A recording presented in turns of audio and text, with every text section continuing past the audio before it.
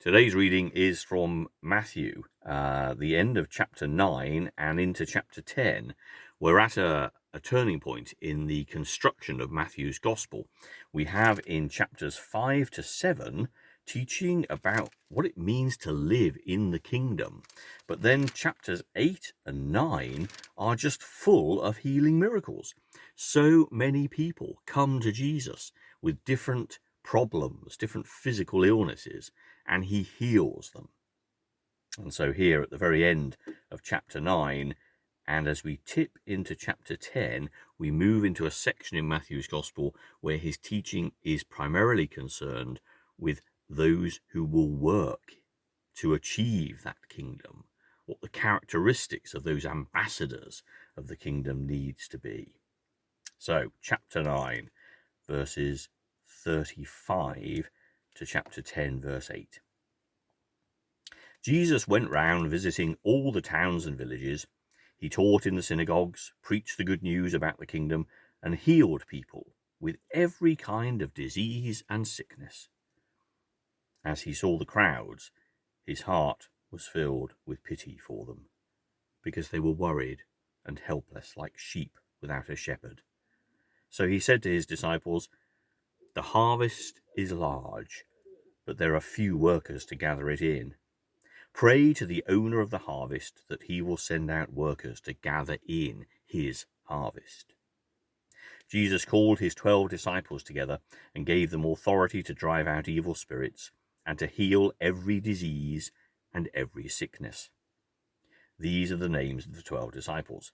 First, Simon, called Peter, and his brother Andrew, James and his brother John, the sons of Zebedee, Philip and Bartholomew, Thomas and Matthew, the tax collector, James, son of Alphaeus, and Thaddeus, Simon the Patriot, and Judas Iscariot, who betrayed Jesus. These 12 were sent out by Jesus with the following instructions. Do not go to any Gentile territory or any Samaritan towns. Instead, you are to go to the lost sheep of the people of Israel. Go and preach. The kingdom of heaven is near. Heal the sick. Bring the dead back to life, heal those who suffer from dreaded skin diseases, and drive out demons. You have received without paying, so give without being paid. Now, I think on reflection there are some interesting things in this reading. If you picture the scene of all those people who were coming to Jesus, those who had illnesses themselves, and those who came to support and maybe even physically bring those who had the illnesses. On the faces of all those people would have been so many complex emotions, but one thing that presumably characterized most people was a real sense of expectation and a real sense of hope and desire that this man could change their physical state. And in changing their physical state from being someone outside of society, unable to work, and possibly also at variance with the religious laws of the land, to somebody who could be a full member of society, who could work and have their own property and land and achieve everything that they thought life was really all about. There was expectation, there was hope, there was a tremendous burning desire that this man could make everything better. And I think that's important to note, because when God became human in Jesus, he didn't set up a pharmacy or a doctor's practice, and for the duration of Jesus' life, simply occupy himself with healing people's physical and mental problems. He didn't. We talk about the healings as signs of the breaking in of the kingdom of heaven, and following all of that teaching in 5 to 7 about what the kingdom means, to have 2 packed chapters of healing is really to ram that point home. Yes, people were physically healed, and yes, that's what they came to Jesus for. But like so many things in God's interaction with people, that's not really what it was all about. Tremendous, wonderful, liberating, life-giving though that was, that wasn't actually what the healing was about. Otherwise, God would perhaps have just stayed there and healed all our problems. For every person whose sight is restored, at that moment, somewhere else on the planet, there's another baby being born blind, or another person who's just had some kind of accident and they've gone blind, or they just aged and they've gone blind. It's a never-ending thing. We live in a physical world, and our bodies are physical things. Problems happen to us, physical problems. And that isn't the problem that God came to solve. So when Jesus is recorded as saying he saw the crowds, his heart was filled with pity for them because they were worried and helpless, like sheep without a shepherd. He doesn't say he was worried and sad for them because they were also ill. He says because they were worried and helpless. They had no hope. The only hope they had in that moment was that this man, this healer, whoever he was going to make their lives better. And who could possibly criticize them for being any less self-absorbed in that moment? The tragedy of that suffering of the person is beyond our understanding. So of course that's how they felt. But Jesus looks at them with pity because they are helpless, like sheep without a shepherd. And this gets us to the nub of what the kingdom is really all about. That it isn't about solving our physical and emotional problems that we can, at worst, define as our desires. I'm so dissatisfied with my life because my career hasn't worked out that way, or my relationship hasn't worked out that way, or the house I live in isn't what I always wanted, or the car I drive isn't the best it could possibly be.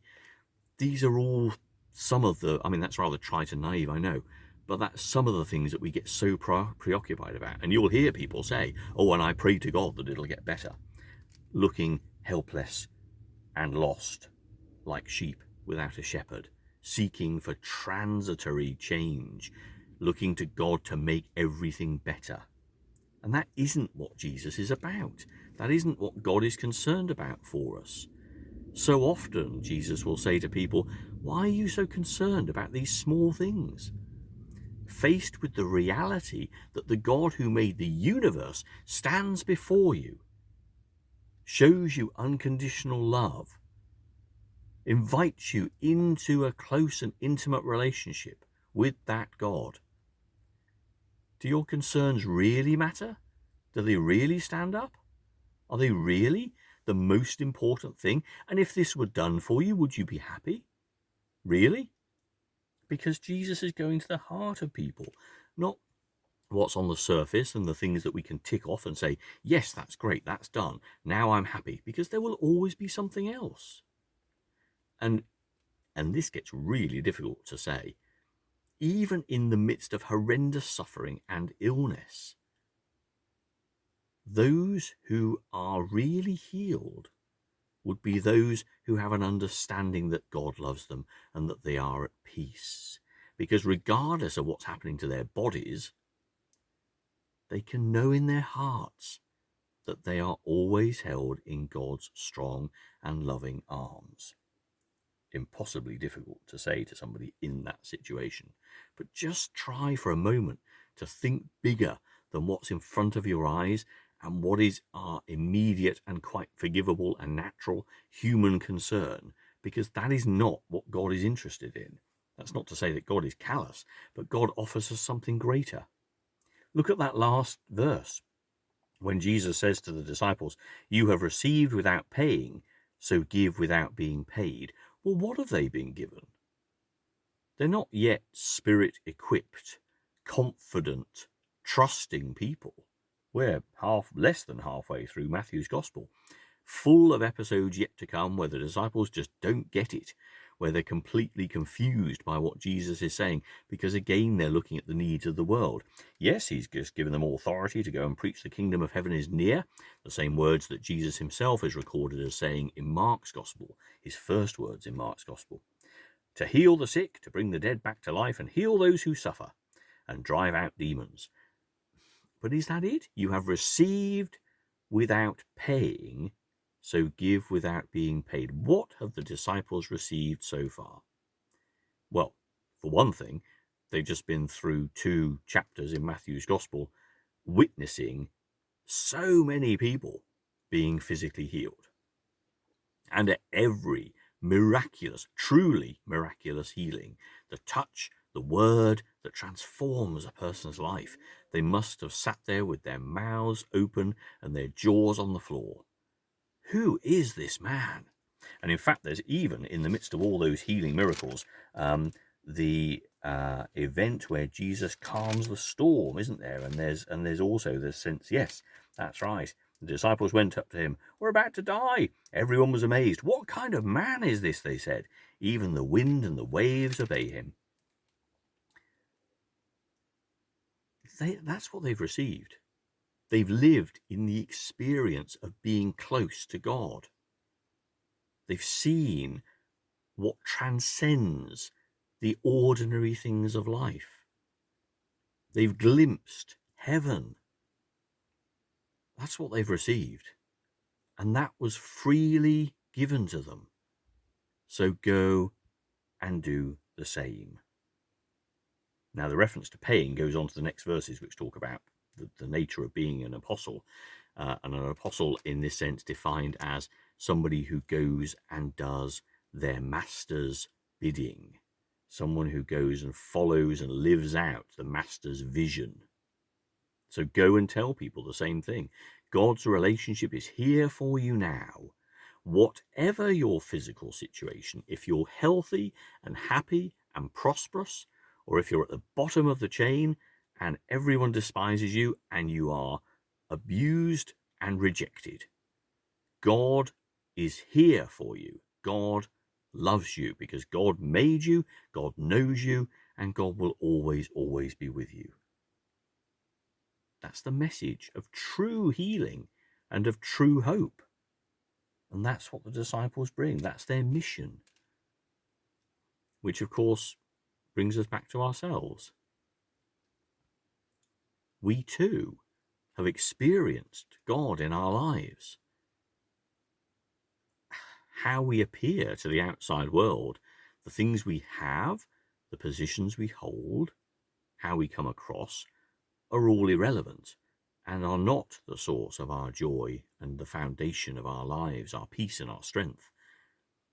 We are people who have experienced God in our lives, and certainly we've received it without paying. How could we ever? And we've received it without earning it too. Again, how could we ever? And being recipients of such assurance, such joy, how can we not go and share that with other people? Because it is literally good news. It is life-giving news, life-changing. In John's Gospel, when Jesus talks to Nicodemus about being born again, and when he gets terribly confused about the literal sense of that, that's what he's talking about. The fact that you need to be changed, remade, reformed, because a glimpse of God does that.